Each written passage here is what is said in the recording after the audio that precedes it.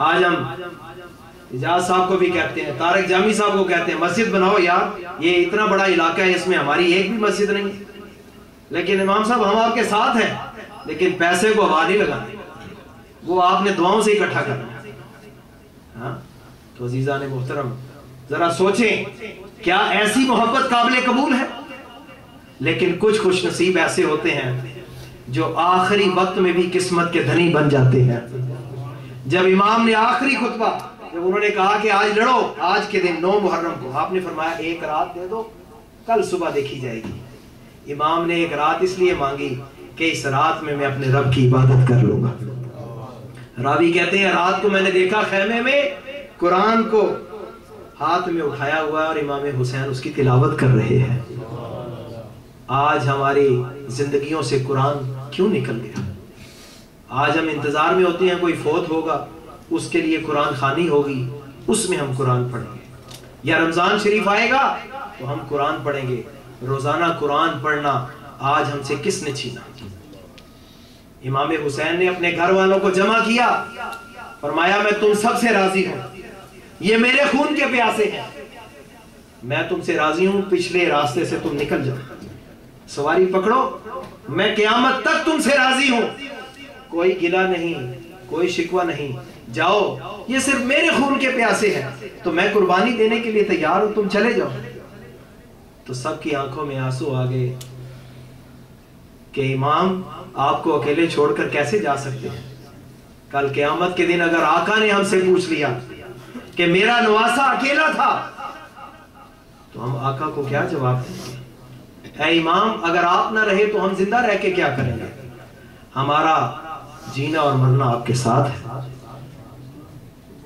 امام حسین نے جب یہ ثابت قدمی دیکھی، فرمایا پھر سنو، نوحہ اور ماتم نہیں کرنا، پھر جو مشکل آئے اس کے ساتھ ٹکرا جاؤ، لیکن بس یہی کہنا انا للہ و انا الیہ راجعون، مولا کی رضا پہ راضی ہے۔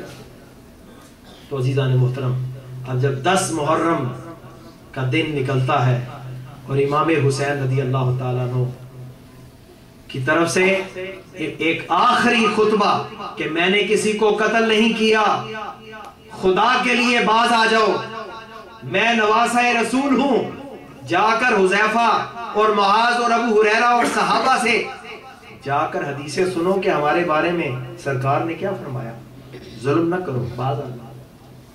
لیکن جب دل پتھر ہو جائے، جب آنکھوں میں دنیا چبھ جائے، انسان دنیا کے اندر آنکھوں میں دنیا کی محبت سما جائے، تو پھر کوئی چیز اچھے اور برے کی تمیز نہیں رہتی۔ لیکن پھر وہی بات ہے، جو ازلی سعید اور نیک بخت ہوتے ہیں، تو حر بن یزید جس نے پہلے آپ کو روکا تھا، وہ بے قرار ہو کر کبھی ادھر دیکھتا ہے کبھی ادھر، اس کا بھائی کہتا ہے یار تو بڑا جنرل تھا، بڑی بڑی جنگیں لڑی، تو کبھی گھبرایا نہیں، آج تو گھبرا رہا ہے، کیا بات ہے؟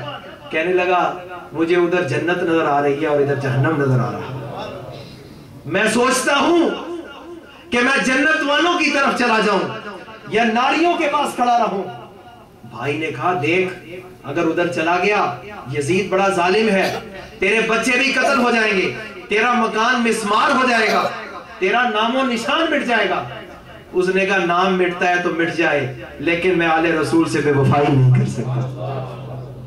گھوڑے کو ایڑ لگاتا ہے وہ اس کا غلام اور پھر اس کا بھائی، یہ چند لوگ آخری وقت میں حضرت امام کے پاس آتے ہیں، قدم بوسی کرتے ہیں، حضور ہمیں معاف کر دیں، ہم سے غلطی ہو گئی۔ تو یہ کریموں کا گھر تھا، انہوں نے کہا جب تو آ گیا ہے تو ہے ہی حر، تو دنیا میں بھی آزاد ہے اور آخرت میں جہنم سے آزاد ہے۔ تو کچھ ایسے لوگ بھی ہوتے ہیں کہ آخری وقت میں اللہ ان کو ہدایت دے دیتا ہے۔ تو عزیزان محترم اس کے بعد آپ نے واقعات سنے، اور ہر سال ہی ہم سنتے ہیں کہ کبھی علی اصغر پہ تیر برسا جاتا ہے، کبھی حضرت علی اکبر جو ہے ان کی جوانی تڑپتے ہوئے خون کے اندر آپ گرتے ہیں، اور کبھی حضرت عباس کی قربانی، کبھی حضرت قاسم کی قربانی، مسلم بن اوسجہ کی قربانی، وہب بن عبداللہ کلبی کی قربانی، عمر بن حسن۔ اور یہ بھی آپ دیکھیں کہ اس قافلے کے اندر جو لوگ تھے، امام حسن کا بیٹا اس کا نام کیا ہے؟ عمر، بولو کیا؟ عمر۔ تو وہ دوسرے لوگوں کو تو عمر نام سن کے بڑی تکلیف ہوتی ہے نا. وہ کہتے ہیں یہ دونوں آپس میں شاید دشمن تھے. اہل بیت کی صحابہ سے کوئی دشمنی نہیں تھی. اگر حضرت عمر سے دشمنی ہوتی تو اپنے بیٹے کا نام عمر، ابو بکر، عثمان کبھی نہ رکھتے. عثمان بن علی، حضرت علی کا بیٹا عثمان بھی تھا اس میں. ذرا 72 پورے تو کر کے دکھائیں نا. تو صحابہ اور اہل بیت آپس میں پیار محبت سے رہنے والے تھے. ان کی آپس میں کوئی لڑائی نہیں تھی. یہ لوگ غلط تاثر دیتے ہیں. تو عزیزان محترم، آخر ایک ایک کر کے سب شہید ہوتے گئے، لیکن امام حسین رضی اللہ تعالیٰ عنہ نے ایک بار بھی زبان پر یہ نہیں کہا یا اللہ یہ کیا ہو رہا ہے. فرمایا مولا جے تو راضی تے میں بھی راضی، جے سونا میرے دکھ میں راضی تے میں سکھ نو چلے پاواں. یہاں تو یہ ہے مولا اگر تو راضی ہے، ہمارا صبر آزمایا جا رہا ہے. اور ادھر دیکھو یزیدیوں میں وہ کہتے تھے یار ذرا جلدی کرو، جمعے کا دن ہے، ہم نے جا کے جمعہ بھی پڑھنا ہے. آئے ہائے ہم نے جمعہ پڑھنا ہے، ذرا کام جلدی فارغ کرو. اہل بیت کے ساتھ دشمنی کرنا اور بات جمعے کی کرنا، یہی وجہ تھی. حضرت عبداللہ ابن عمر سے بخاری کے اندر حدیث ہے، کسی نے کہا، عراقی تھا، کوفی تھا، کہنے لگا یہ ہم مچھر مارتے ہیں، مکھی مارتے ہیں احرام کی حالت میں، بتائیں یہ صحیح ہے کہ غلط ہے؟ تو حضرت عبداللہ ابن عمر نے کہا ظالموں، قتل نواسہ رسول کو کرتے ہو، نواسہ رسول کو قتل کرتے ہو اور تمہارے کان پہ جوں تک نہیں رینگتی، اور تقوی تمہارا اتنا ہے مسئلہ پوچھتے ہو مکھی مارنے کا. عزیزان محترم، تو امام حسین آخری رہ گئے. تو آپ نے اپنی بہن سیدہ زینب آپ کے ساتھ تھی، اپنی زوجہ، ان کو نصیحتیں فرمائی کہ کوئی یہ نہ کہے کہ خاندان رسول نے صبر کا دامن چھوڑ دیا. اے بہن صبر کا امتحان. انہوں نے کہا بھائی میں اور تو کچھ نہیں کر سکتی، لیکن میں ثابت کروں گی میں علی اور فاطمہ کی بیٹی ہوں. عزیزان محترم، اور جب حضرت امام حسین گھوڑے پر سوار ہوتے ہیں تو گھوڑے کو کہتے ہیں چل. گھوڑا چلنے کے لیے تیار نہیں. امام کہتے ہیں تو جو ساری زندگی کا ساتھی تھا، آج تو بھی ساتھ چھوڑ گیا. تو گھوڑے کو دیکھتے ہیں، گھوڑا اشارہ کرتا ہے میرے قدموں میں دیکھیں. گھوڑے کی آنکھوں میں بھی آنسو ہیں. تو حضرت امام نیچے دیکھتے ہیں، سیدہ سکینہ، سے اردو میں سکینہ کہتے ہیں، سکینہ ان کی بیٹی تھی. اس نے گھوڑے کو ٹانگوں سے پکڑا، میرے بابا کو نہ لے کے جانا، میں رات اپنے بابا کے بغیر سو نہیں سکتی. اے گھوڑے تو جسے بھی لے کے گیا وہ واپس زندہ و سلامت نہیں آیا. تو امام حسین نے سینے سے لگایا اور بچی سے کہا بچی صبر کرو، یہ آزمائش کا وقت ہے. اور سیدہ زینب سے کہا اسے اندر لے جاؤ. عزیزان محترم، آج کسی گھر میں ایک فوتگی ہو جائے تو انسان غم سے نڈال ہو جاتا ہے، لوگ آپے سے باہر ہو جاتے ہیں. قربان جائیں امام حسین کے جگر پر کہ ان کے سامنے ان کے لخت جگر، ان کے بھتیجے، ان کے بھانجے، ان کے اصحاب ایک ایک کر کے شہید ہو گئے، لیکن امام حسین نے ایک لفظ بھی اللہ کی رضا کے خلاف نہیں کہا.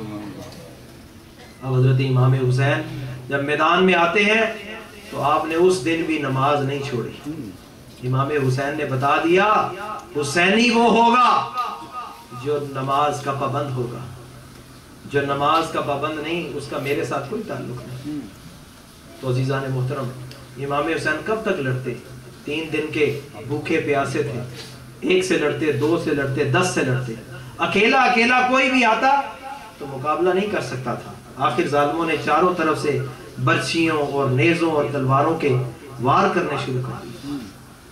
تو عزیزان محترم، اس کے بعد نہ صرف یہ، اگر یہیں پر بات ختم ہو جاتی تو کوئی جسٹیفیکیشن ہو سکتی تھی، لیکن اس کے بعد پھر ان جسموں کو گھوڑے کی ٹاپوں کے ساتھ روندا گیا، پھر خیموں کو آگ لگائی گئی، پھر رسول زادیوں کے سروں سے چادریں کھینچ لی گئی،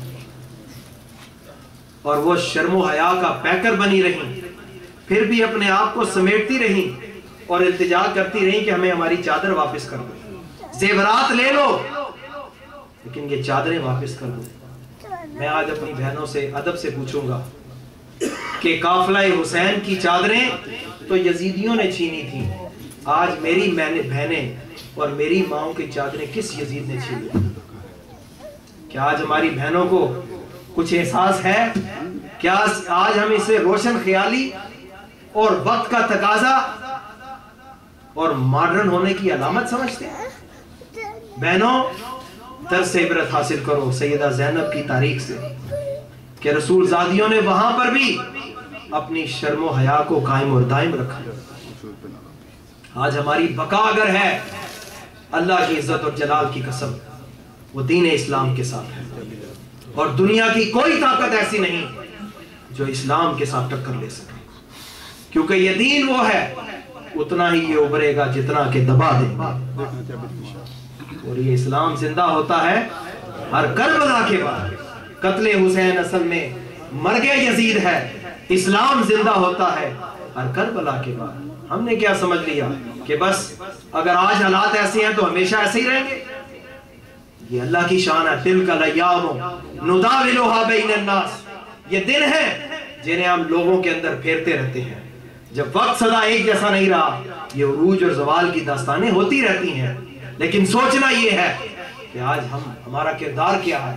اقبال رویا قافلہ حجاز میں ایک بھی حسین نہیں۔ یہ حجازی قافلہ، یہ اسلام کا قافلہ، یہ امت مسلمہ کا قافلہ، لیکن اس کے پاس حسین کا سچا غلام ایک بھی نہیں۔ آج امت کس ماحول میں پھنس کر رہ گئی؟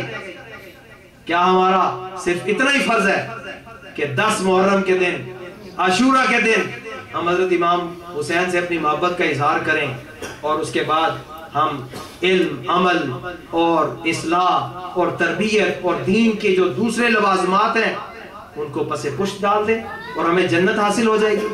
نہیں عزیزان محترم، اس ملک میں ہم آئے، اللہ نے ہمارا رزق یہاں پہ رکھا، اس میں اللہ کی کوئی حکمتیں ہیں۔ روٹی تو ہمیں وہاں بھی ملتی تھی اپنے ملک میں، تو اگر یہاں اللہ نے ہمارا رزق لکھ دیا تو کچھ ایسا کر دیں، اسلام کے لیے کوئی خدمت کر جائیں، اسلام کے لیے کوئی کام کر دیں۔ اقبال نے کہا تھا، اٹھ کے بزم جہاں کا اب اور ہی انداز ہے، مشرق و مغرب میں تیرے دور کا آغاز ہے۔ آج یہ مسلمان کا دور ہے۔ آپ دیکھیں بغداد اور عراق میں ہلاکو خان، چنگیز خان، یہ بڑے بڑے جب تاتاری آئے تو انہوں نے اینٹ سے اینٹ بجا دی، لاکھوں مسلمانوں کو قتل کیا، یہاں تک کہ جو دریائے فرات تھا، نہریں جو تھیں وہ کتابیں اس میں ڈالی گئیں تو سیاہ ہو گئیں، لیکن پھر وہی تاتاری جو فاتح بن کر آئے تھے اس کا اپنا پوتا جو ہے وہ مسلمان ہو جاتا ہے۔ اور اقبال کہتا ہے، تو نہ مٹ جائے گا ایران کے مٹ جانے سے، نشائے میں کو تعلق نہیں پیمانے سے، ہے عیاں یورش تاتار کے افسانے سے، پاسباں مل گئے کعبے کو صنم خانے سے۔ کشتی حق کا زمانے میں سہارا تو ہے، عصر نو رات ہے دھندلا سا ستارہ تو ہے۔ یہ تاریخ زمانہ ہے اور اس میں جگنو جیسی لائٹ کی ضرورت ہے، اور وہ لائٹ ہر مومن کے پاس ہے۔ آئیں سچے مسلمان بن جائیں، امن کے دائی بن جائیں۔ امام حسین کا میسج، امام حسین کا مشن ظلم کے خلاف تھا، عدل کے لیے تھا، امن کے لیے تھا، اخوت، بھائی چارے اور انسانیت کے لیے تھا۔ امام حسین کا کوئی مقصد دنیا داری نہ تھا۔ تو آئیے ہم اس پیغام امن کو جاری رکھیں، the message of love, the message of peace, the message of sacrifice, the message of determination to stay firm with your dedication۔ آج ہمارے نوجوان بچے جب پڑھتے ہیں تو کہتے ہیں ڈاکٹر بنوں گا، جب ہائی اسکول کرتے ہیں کہتے نہیں ڈاکٹر مشکل ہے، فارماسسٹ بنوں گا، پھر جب کالج میں 2-4 سال لگاتے کہتے نہیں نہیں یہ بھی مشکل ہے، میرا خیال ہے میں کسی اور اکاؤنٹنٹ میں چلا جاتا ہوں۔ تو امام حسین نے بتا دیا کہ حسینی کردار یہ ہے کہ جو فیصلہ کر لو پھر میدان میں ڈٹ جاؤ، ڈٹ جاؤ۔ اگر ڈاکٹر بننا ہے تو پھر اس کے لیے سر توڑ کوشش کرو۔ جو روز روز اپنے عزم اور ارادے بدل لے وہ امام حسین کا سچا غلام نہیں ہو سکتا۔ تو آج ضرورت اس بات کی ہے عزیز ساتھیوں، میں نے کوئی کڑوی باتیں نہیں کہہ دی، میں آپ سے معذرت خواہ ہوں اور وقت بھی زیادہ لے لیا۔ میری یہ دعا ہے کہ اللہ تعالیٰ اس علاقے میں، بالٹی موڑ میں اور ورجینیا میں اہل سنت کو بڑا بڑا مرکز دے، مسجد بھی دے، مدرسہ بھی دے، اسکول بھی دے، کیونکہ یہ ہماری ذمہ داری ہے اور اس کے لیے ہمیں سوچنا پڑے گا۔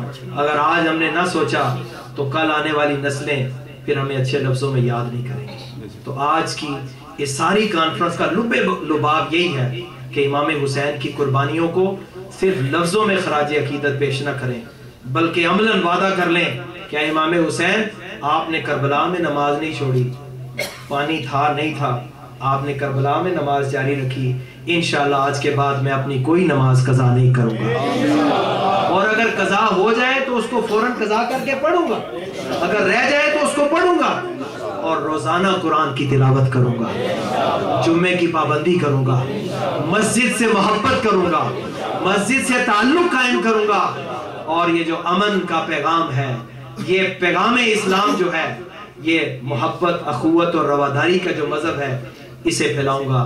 وآخر دعوانا الحمدللہ۔